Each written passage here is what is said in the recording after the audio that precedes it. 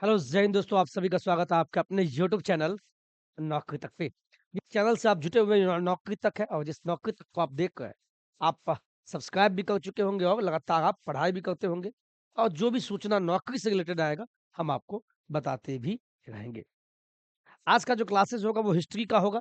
ये क्लास 8वां होगा जो लगातार पढ़ भी गए और अपना प्यार मुझे भेज रहे हैं और कहीं न कहीं आपको ये काम आएगा। आज हिस्ट्री के क्लास में जो हिस्ट्री का क्लास होगा, ये जो हिस्ट्री का क्लास होगा, ये परीक्षा का प्रश्न टाइप का होगा और बीपीएससी के किसी भी एग्ज़ाम में यूँ कहें जो बीपीएससी टीआरई 4 दे गए हैं, उसमें भी आने की संभावना है।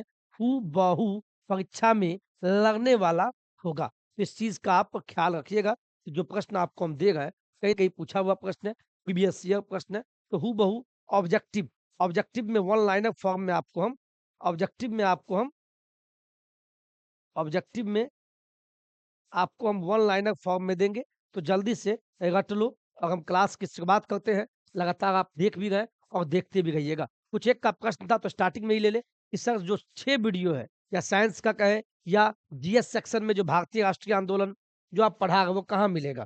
तो उनको भी बता दें जब आप नौकरी तक खोलते हैं, नौकरी तक चैनल का लोगो या प्ले स्टोर से जो एप्लीकेशन डाउनलोडिंग करते हैं, जो मैं नोट्स दे रहा हूँ 40 पेज का रामबाण बुक, तो वो भी इसी लोगो ऐसा ही लोगो प्ले स्टोर पे नौकरी तक का होगा। इसमें आप सब्सक्राइब कर लीजिएगा। ऊपर में देखिए होम वीडियो, तो वीडियो में क्या है डेली का डेली जो वीडियो डालते हैं वहाँ दिख जाएगा। कल हम 2 क्लास लिए थे, एक जीएस सेक्शन में लिए थे, हिस्ट्री का लिए थे और दूसरा साइंस का लिए, तो वीडियो सेक्शन में। शॉर्ट्स ये सब बताने की ज़रूरत तो नहीं है, लेकिन चलिए कुछ एक को दिक्कत होता है तो शॉर्ट्स में जो भी सूचना होता है, हम डाल देते हैं लाइव कोर्स प्लेलिस्ट। प्लेलिस्ट वो जगह है जिस जगह पे आपको सारा वीडियो मिल जाएगा। साइंस का बीपीएससी टीआरई 4 हो या 5 हो, कोई भी हो, तो ये साइंस में इसमें लगभग 7 वीडियो है और आज भी डालेंगे तो 8 वीडियो हो जाएगा और भारतीय राष्ट्रीय आंदोलन में अभी तक 8 वीडियो डाले हैं। ये दोनों सेक्शन खोल के पढ़ लीजिएगा, इसीलिए इतना ही आपको हम कहने का सलाह देंगे। चलिए, आगे बढ़ते हैं, फटाफट आज की क्लास की शुरुआत करते हैं और ये क्लास 8वां होगा। कौन-सा क्लास होगा? क्लास ये 8वां होगा। ठीक है? चलिए, शुरुआत करते हैं। बेहतरीन तरीके से 20 से 25 मिनट क्लास में लेंगे, कोई बातें नहीं ज़्यादा, फटाफट और साइंस का भी क्लास हम आज फिर हम आपको हम दे देंगे। ठीक है? चलिए, दिखाई देगा? चलिए, बेहतरीन दिखाई देगा। पहला पहला सवाल आज का हम लेते हैं, पहला सवाल हम लेते हैं कहाँ से? कांग्रेस। यहाँ से मैंने कल भी क्लास लिया कांग्रेस का जो स्थापना हुआ, कब हुआ था? आपको बता दें 28 दिसंबर बोलिए ना 28 दिसंबर कब? 1885 को। 28 दिसंबर 1885 याद रखिएगा और कांग्रेस के प्रथम अध्यक्ष कौन बने? डब्ल्यू.सी. बनर्जी, उमेश चंद्र बनर्जी बने और महासचिव कौन थे? ए.ओ. ह्यूम थे। शिमला ऑफ हर्मिट किसको हर्मिट ऑफ शिमला किसको कहा गया? दादा सब मैंने बताया आपको उसमें देखते ए.ओ. ह्यूम को कहा गया है। आज का क्लास हम लेते हैं कांग्रेस से ही, ठीक है? कांग्रेस के दूसरे अधिवेशन, पहला अधिवेशन कब हुआ? बम्बई में हुआ। कहाँ हुआ था? प्रथम अधिवेशन मुंबई में 1885 में हुआ। इसमें 72 प्रतिनिधियों ने भाग लिया, यानी 72 लोगों ने भाग लिया था, ये भी सवाल पूछता है। अब आते हैं दूसरा, सेकंड मीटिंग, अधिवेशन का मतलब क्या हुआ? मीटिंग। कांग्रेस के दूसरा अधिवेशन कहाँ हुआ? कलकत्ता में हुआ। कहाँ हुआ? कलकत्ता में हुआ था 1886 में। अधिवेशन यूँ कहें जब देश को आज़ादी दिलाना था, तो जब कांग्रेस की स्थापना किया गया, तो प्रत्येक साल दिसंबर में मीटिंग होता था जिसको अधिवेशन बोलते हैं। तो प्रथम अधिवेशन 1885 मुंबई में हुआ। अब आते हैं अगले साल 1886 में, कब? तो कलकत्ता में। कौन सी जगह पे हुआ? कलकत्ता में हुआ था और उस समय इसकी जो अध्यक्षता किए थे, अध्यक्षता किसने की है? दादा भाई नौरोजी। दादा भाई नौरोजी। आपसे प्रश्न पूछ देगा कि कांग्रेस के दूसरे अधिवेशन में कांग्रेस का दूसरा अधिवेशन कहाँ हुआ? तो कलकत्ता। कब हुआ? 1886 में और इसकी अध्यक्षता किसने की? इनको सँभाला कौन? तो कहिएगा दादा भाई नौरोजी साहब। और एक सवाल यहाँ से बनता है कि कांग्रेस के प्रथम पारसी अध्यक्ष कौन थे? तो दादा भाई नौरोजी थे। प्रथम पारसी अध्यक्ष भी यही बने थे, दादा भाई नौरोजी। दूसरा सवाल वेरी, वेरी इंपोर्टेंट सवाल है, याद कर लीजिएगा। धन निष्कासन का सिद्धांत, धन निष्कासन का सिद्धांत किसने दिया? तो यही दादा भाई नौरोजी। पता है भाई साहब, ये दादा भाई नौरोजी बहुत बड़े राष्ट्रवादी थे और अर्थशास्त्री भी थे, इकोनॉमिस्ट थे। बहुत हाईली पढ़े लिखे थे, तो इन्होंने ही बताया था कि धन निष्कासन का सिद्धांत का मतलब क्या हुआ? धन निष्कासन का सिद्धांत का मतलब ये हुआ कि जो अंग्रेज थे, जो हमारे भारत को जो गुलाम बनाए हुए थे, वो अंग्रेज भारत से सारे धन संपदा को निकाल कर और ब्रिटेन ले जाते थे। इसीलिए तो हमें गुलाम बनाए थे। भारत को गुलाम बनाने का मतलब क्या था? अंग्रेज को यहाँ फ़ायदा था और फ़ायदा किस चीज़ का? सभी चीज़ों से, धन, संपदा। तो धन का निष्कासन, यहाँ से धन निकाल के ब्रिटेन ले जाते थे, जिसके कारण हमारा देश गरीब से गरीब होता चला गया। इसीलिए इन्होंने दादा भाई नौरोजी ने कहा और इन्होंने ही पहली बार बताया था, धन निष्कासन का सिद्धांत क्या है? और किसने बोला? दादा भाई नौरोजी साहब ने। दादा भाई नौरोजी साहब ने और दादा भाई नौरोजी साहब को ही कहा जाता है ग्रैंड ओल्ड मैन। ये भी प्रश्न पूछ सकता है कि grand old man of India किसे कहा गया?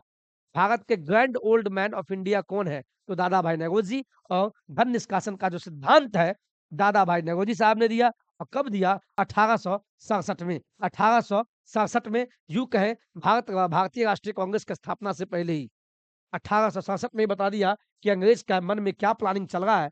अंग्रेज के मन में क्या प्लानिंग चल रहा है, इन्होंने साफ शब्दों में बता दिया था कि अंग्रेज के मन में क्या दिमाग में लीलापोती और गलत भावनाएं चल रहा है। 1867 में ही दादा भाई नौरोजी साहब ने बता दिया और इसीलिए इन्होंने किताब भी लिखा था। इसी किताब के माध्यम से बताए थे कि धन निष्कासन सिद्धांत क्या है। तीसरा सवाल लीजिए। आज का तीसरा सवाल क्या बोलता है, यहाँ ध्यान दीजिएगा। दादा भाई दादा भाई नौरोजी ने पहली बार स्वराज्य, यानी अपना राज्य, अपना देश होना चाहिए, स्वराज्य की मांग की थी। कब की थी? तो कहिएगा 1906।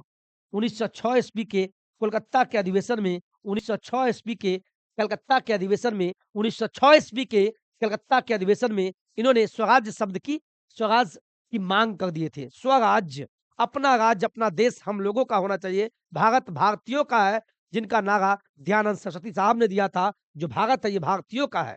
उसी का अनुपालन करते हुए दादा भाई नौरोजी ने कहा था 1906 में कलकत्ता के अधिवेशन में, स्वराज्य की मांग इन्होंने पहली बार दादा भाई नौरोजी ने किया था। कोई दिक्कत तो नहीं यहाँ तक? नहीं, दिक्कत होनी चाहिए। आगे बढ़िए, दिखाई देगा। चलिए अगला सवाल लेते हैं। कांग्रेस कांग्रेस में फूट पड़ी थी, पता आपको? कांग्रेस भी दो भाग, नरम दल और गरम दल, दो भाग में बट गया।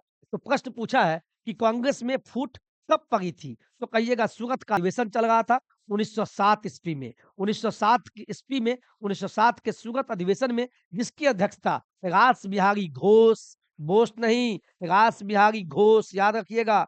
1907 के सूरत अधिवेशन में, 1907 के सूरत अधिवेशन में रास बिहारी घोष उसकी अध्यक्षता कर रहे थे। और इसी समय, इसी काल में, इसी वर्ष में कांग्रेस में फूट हो गया।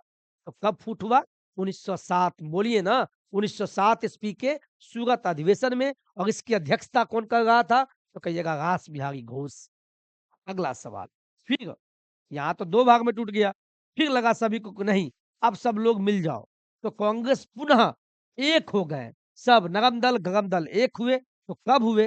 तो बोलिएगा लखनऊ अधिवेशन था 1916 ईस्वी का। 1916 ईस्वी का लखनऊ अधिवेशन में, और जिसकी जो अध्यक्षता कर रहे थे अंबिका चरण मजमुदार 1916 के अधिवेशन में कांग्रेस की अध्यक्षता कर रहे थे। और इसी अधिवेशन में कांग्रेस पुनः एक हो गया। नरम दल गरम दल पुनः एक हो गया। कांग्रेस यूनाइट हो गया। सबने प्लानिंग किया कि नहीं, हम लोग एकजुट होके ही भारत देश को इस ब्रिटेन या यूं कहे ब्रिटिश औपनिवेशिक शासन से अपने देश को निकाल सकते हैं, देश को आजाद करा सकते हैं। और इस आजादी को आज हम अच्छे से जी भी गए हैं। और इस आजाद देश में अच्छे से आप पढ़ रहे हैं, आजाद है, हम भी आजाद है। जो आता है बोलते हैं, आप भी जो सुनते बोलते, सब आजादी का ये सब उपलक्ष्य है। तो मैंने क्या कहा, कांग्रेस जो है पुनः एक कब हो गए? तो लखनऊ अधिवेशन 1916 के लखनऊ अधिवेशन में। लेकिन सूरत अधिवेशन 1907 में क्या हुआ? उस समय अलग हो गए थे, फूट पड़ गया था। लेकिन पुनः 1916 के लखनऊ अधिवेशन में ये हो गया। वेरी वेरी इंपॉर्टेंट प्रश्न है, इसका स्क्रीनशॉट ले लीजिए। 100% नहीं, 1,00,000% आपको पूछने का चांस बढ़ जाएगा। ये दोनों क्वेश्चन कंफ्यूजिंग वाला है। ठीक है, अगला चलिए, अगला सवाल क्या बोलता है, यहाँ ध्यान दीजिएगा। कांग्रेस विभाजन, जब कांग्रेस विभाजन हुआ 1907 में, उस समय के भारत का जो वायसराय थे, कौन थे? तो लॉर्ड मिंटो द्वितीय। लॉर्ड मिंटो द्वितीय थे। जो कांग्रेस जो विभाजन हुआ, कांग्रेस में जो फूट हुआ 1907 के सूरत अधिवेशन में, मैंने बताया ना, रास बिहारी घोष उस समय अध्यक्षता कर रहे थे। जो कांग्रेस का विभाजन हो गया था, उस समय भारत के वायसराय कौन थे? लॉर्ड मिंटो द्वितीय, लॉर्ड मिंटो द्वितीय, लॉर्ड मिंटो द्वितीय, लॉर्ड मिंटो द्वितीय भारत के वायसराय थे जब कांग्रेस का विभाजन हुआ था। अगला सवाल लीजिए साहब, वेरी वेरी इंपॉर्टेंट सवाल आपको हम बता रहे हैं। वन लाइनर फॉर्म में ऑब्जेक्टिव भी का है, ठीक है। कांग्रेस, कांग्रेस के प्रथम अंग्रेज, यू कहे अंग्रेज बोले या प्रथम यूरोपीय, प्रथम कांग्रेस के प्रथम अंग्रेज अध्यक्ष या प्रथम यूरोपीय अध्यक्ष कौन बने? तो कहिएगा जॉर्ज यूले साहब। प्रथम या और मुस्लिम अध्यक्ष कौन बने? प्रथम मुस्लिम अध्यक्ष आपसे पूछेगा तो बदरुद्दीन तैयब जी बोलिएगा, बदरुद्दीन तैयब जी बोलिएगा। जॉर्ज यूले कौन थे? भारत के, यू कहे कांग्रेस के प्रथम अंग्रेज, अंग्रेज एक्चुअली वो अंग्रेज थे, ब्रिटेन के थे। तो कांग्रेस के प्रथम अंग्रेज अध्यक्ष कौन बने थे? तो जॉर्ज यूले साहब। बोलेगा कांग्रेस के प्रथम मुस्लिम, मुस्लिम समाज से आए हुए प्रथम मुस्लिम, पहला मुस्लिम व्यक्ति कौन जो कांग्रेस का अध्यक्ष बना? कांग्रेस में तो मुस्लिम तो बहुत सारे थे, तो प्रथम मुस्लिम अध्यक्ष कौन बने? तो बदरुद्दीन तैयब जी। अब बोलेगा कांग्रेस के प्रथम पारसी, पारसी समाज से आते हैं अध्यक्ष कौन बने? तो दादा भाई नौरोजी भी बने हुए हैं, बताएंगे आगे। मुस्लिम बता दिए और अंग्रेज भी बता दिए। आगे वेरी वेरी इंपॉर्टेंट बिहार से है, बीपीएससी में बिहार से एक प्रश्न ये भी आ सकता है, ध्यान दीजिएगा। क्या कांग्रेस का 27वां अधिवेशन चल रहा था? तो कांग्रेस का याद रखिएगा, कांग्रेस का 27वां अधिवेशन बिहार के पटना यानी बांकीपुर 1912 ईस्वी में, बांकीपुर पटना में एक जगह है बांकीपुर, 1912 में बांकीपुर बिहार में। उस समय का अध्यक्ष आगन माधुलकर, मुधोलकर बोलिए, माधोलकर बोलिए। उस समय 1912 के अधिवेशन में कांग्रेस के अध्यक्ष कौन थे? आगन मुधोलकर या माधोलकर, जो भी लिखे, 1912 के अधिवेशन के अध्यक्ष थे। और कांग्रेस का 27वां अधिवेशन इसको बोला गया। 1912 का अधिवेशन को ही कांग्रेस का 27वां अधिवेशन कहाँ मनाया गया?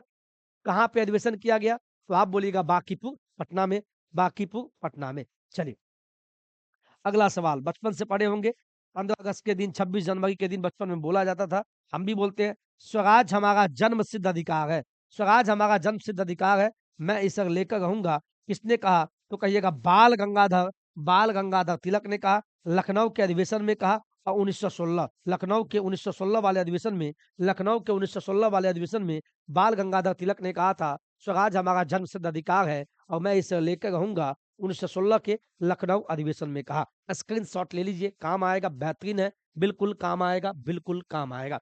चलिए अगला सवाल लेते हैं। सेशन अच्छा लग रहा है? कोई बातचीत नहीं, फटाफट फटाफट।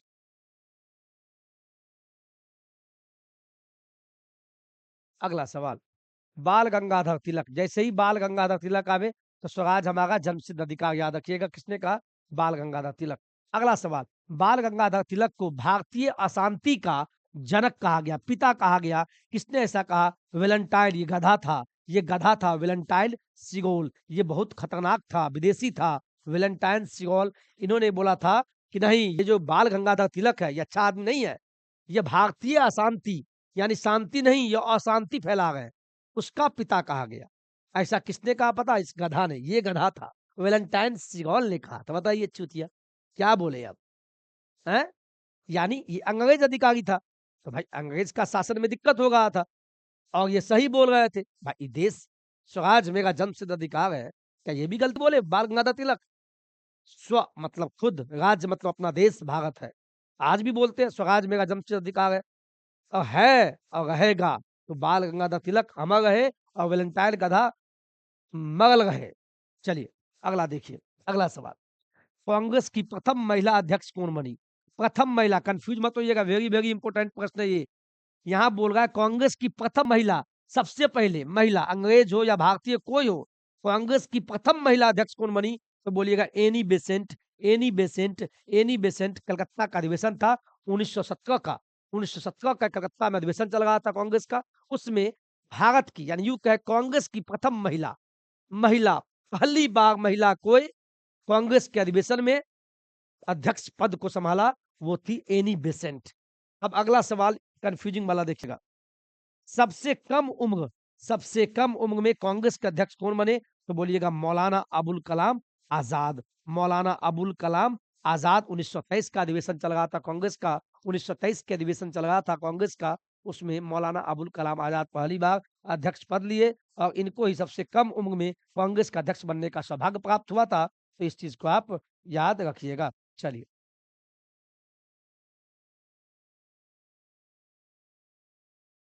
अगला सवाल लीजिएगा, अगला सवाल क्या बोलता है? कांग्रेस का सदस्य बनने के लिए खादी वस्त्र का अनिवार्य कर दिया।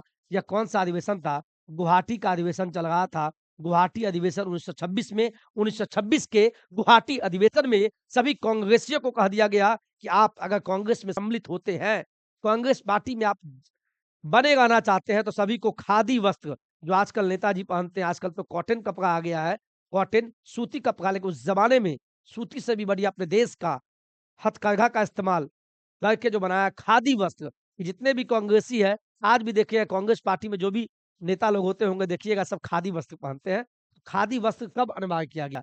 कि कांग्रेस के सदस्य बनने हेतु आपको खादी वस्त्र पहनना अनिवार्य हो जाएगा।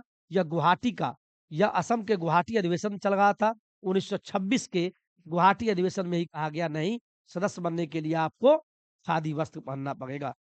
कांग्रेस का एकमात्र अधिवेशन, very very important, Gandhi ji से रिलेटेड, कांग्रेस का एकमात्र अधिवेशन जिसकी अध्यक्षता, जिसकी कैप्टनसी, जिसमें कैप्टन महात्मा गांधी बने। महात्मा गांधी मात्र एक ही कांग्रेस का अधिवेशन था जिसमें वो अध्यक्ष बने, वह था बेलगांव अधिवेशन, कर्नाटक का अधिवेशन था। कर्नाटक के बेलगांव में बेलगांव अधिवेशन 1924, वेरी वेरी इंपोर्टेंट प्रश्न है। 1924 के कर्नाटक अधिवेशन, यूं क्या बेलगांव का अधिवेशन हुआ। उस अधिवेशन में पहली बार मात्र एकमात्र अधिवेशन था जिसमें गांधी ने अध्यक्षता किया। तो कांग्रेस का मात्र एकमात्र अधिवेशन कौन था जिसमें महात्मा गांधी ने अधिवेशन में अध्यक्षता की? तो 1924 का बेलगांव। बेलगांव का है कर्नाटक। कभी-कभी कर्नाटक अधिवेशन दे देगा तो कंफ्यूज मत होइएगा। बेलगांव अधिवेशन 1924, बेलगांव अधिवेशन 1924, 1924 महात्मा गांधी, 1924 महात्मा गांधी। अगला प्रश्न लीजिए।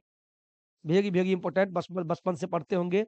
पूर्ण स्वराज्य का जो प्रस्ताव पारित किया, कौन किया? 1929 के लाहौर अधिवेशन में, और उसकी अध्यक्षता कौन कर रहे थे? जवाहरलाल नेहरू साहब कर रहे थे। वेरी वेरी इंपोर्टेंट प्रश्न है, और हमारे देश के प्रथम प्रधानमंत्री भी यही बने थे, इसीलिए याद कर लीजिए महात्मा गांधी वाला भी। और पूर्ण स्वराज्य का जो प्रस्ताव है, यह पहली बार 1929 के लाहौर के अधिवेशन में उस समय की अध्यक्षता जवाहरलाल नेहरू साहब किए थे, इसीलिए इसको याद कर लीजिए, नहीं बल्कि बोल के पढ़िए। 1929 का लाहौर का अधिवेशन महत्वपूर्ण क्यों हो जाता है? इसी अधिवेशन में पहली बार पूर्ण स्वराज्य की प्रस्ताव को रखा गया कि नहीं, हमें अब नहीं, मांग कुछ नहीं, हमारे देश को आजाद कीजिए, पूर्ण स्वराज्य यानी अपने देश का, भारत भारतीयों का है, ये मांग कर दिए जवाहरलाल नेहरू साहब 1929 के लाहौर अधिवेशन में। कोई दिक्कत भाई साहब और बहन बहन मेरे जो भी हैं, कोई दिक्कत तो नहीं? अच्छा लग रहा है क्लास? कोई बातचीत नहीं कर रहे हैं, फटाफट ले गए, और इसी तरह क्लास हम लेते रहेंगे। जो अपना गाँव है, आप भी किसी न किसी गाँव से आते होंगे, अलग बात है, आजकल शहर हो गए हैं, सिटी जिसको बोलते हैं, सिटी में जाके पढ़ते हैं, लेकिन अब भी गाँव है। गाँव मतलब क्या? खेती है, खलिहान है, पेड़-पौधे हैं, कहीं जाके बैठ जाइए, सो जाइए। गाँव में हुआ पहला अधिवेशन कौन-सा था? तो फैज़पुर अधिवेशन, 1937 का फैज़पुर अधिवेशन एकमात्र अधिवेशन था जो गाँव में हुआ, और जिसकी अध्यक्षता जवाहरलाल नेहरू साहब ने की थी। तो 1937 का अधिवेशन महत्वपूर्ण क्यों हो जाता है? तो कहिएगा फैज़पुर का अधिवेशन, क्योंकि कांग्रेस का मात्र एकमात्र अधिवेशन हुआ था जहाँ गाँव में हुआ था। फैज़पुर गाँव था और गाँव में हुआ। तो यहाँ प्रश्न बोला है गाँव में हुआ पहला अधिवेशन। गाँव में हुआ तो फैज़पुर अधिवेशन 1937 का अधिवेशन जो गाँव में हुआ, और जिसकी अध्यक्षता जवाहरलाल नेहरू साहब ने की थी।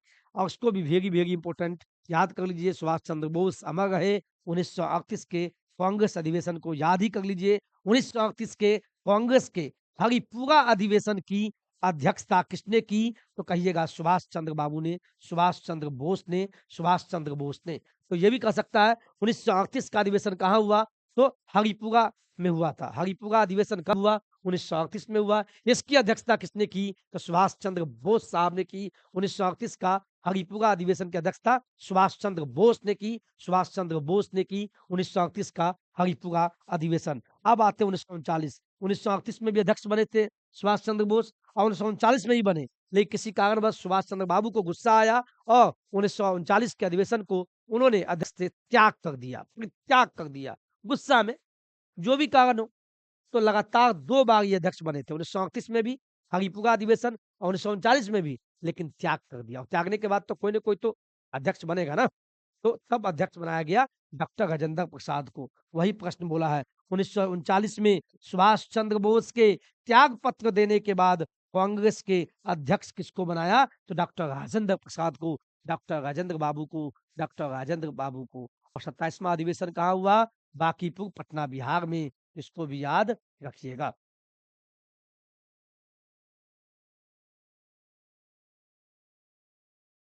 चलिए अगला सवाल लीजिए, वेरी वेरी इंपॉर्टेंट प्रश्न। पहली बार पाकिस्तान की मांग कब किया गया? तो 1940 का लाहौर अधिवेशन में, 1940 के लाहौर अधिवेशन में पहली बार पाकिस्तान की मांग किया गया। ये एक देश ही अलग होना चाहिए, पाकिस्तान। पहली बार पाकिस्तान की मांग कब हुआ? 1940 के लाहौर अधिवेशन में, और जिसकी अध्यक्षता मोहम्मद अली जिन्ना साहब कर रहे थे, और इसी अध्यक्षता के में ही पहली बार पाकिस्तान की मांग किया गया। एक शब्द ये भी जान लीजिए, कंफ्यूज मत होइएगा, पाकिस्तान शब्द की बात किया गया है। पाकिस्तान शब्द के जन्मदाता या पिता किसको कहा है? चौधरी रहमत अली को। इस चीज को समझा? पाकिस्तान की मांग पहली बार कब किया गया? यानी एक देश होना चाहिए, तो वो कहिएगा 1940 का लाहौर अधिवेशन था, और उसकी अध्यक्षता जिन्ना साहब कर रहे थे। लेकिन ये पाकिस्तान जो ख्यालात है, जो शब्द है पहली बार, वो पाकिस्तान शब्द के जन्मदाता कौन है? किसने पहली बार पाकिस्तान शब्द का मतलब लिखा, मन में आया उसको लिखा? कहिएगा चौधरी रहमत अली साहब ने पहली बार पाकिस्तान शब्द के जन्मदाता यानी पिता हुए, या जनक कहे। पाकिस्तान के प्रथम प्रधानमंत्री कौन बने? लियाकत अली। इसको भी जान लीजिए, हमारे बगल के देश है, जानना चाहिए, प्रश्न पूछ सकता है। ये अलग बात है कि हम लोग पाकिस्तान को बिल्कुल पसंद नहीं करते हैं, वो आतंकवादी देश है, इसमें कोई दो राय नहीं है। लेकिन जीके जीएस का माहौल है, तो एग्जाम में पूछ सकता है, छोड़ भी नहीं सकते हैं और विरोध भी नहीं कर सकते हैं। तो पाकिस्तान के प्रथम प्रधानमंत्री लियाकत अली अली बने। और अगला सवाल, बांटो और छोड़ो का नारा मुस्लिम लीग ने कब दिया?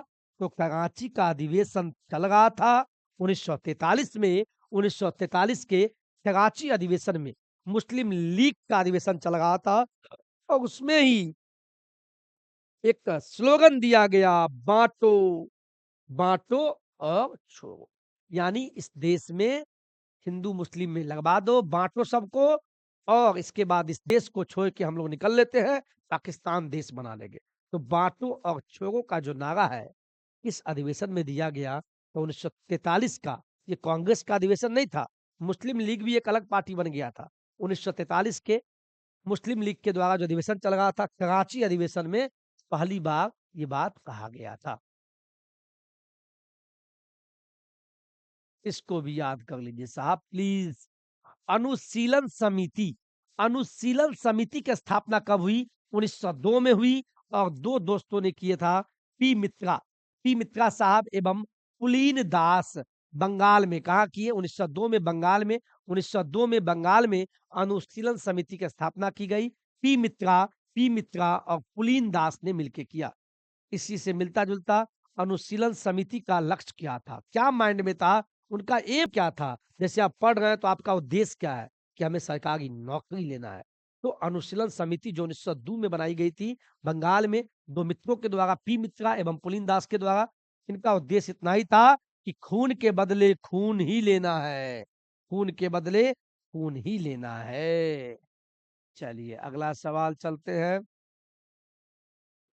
बस आज का लास्ट सवाल, और आज का क्लास खत्म हो जाएगा।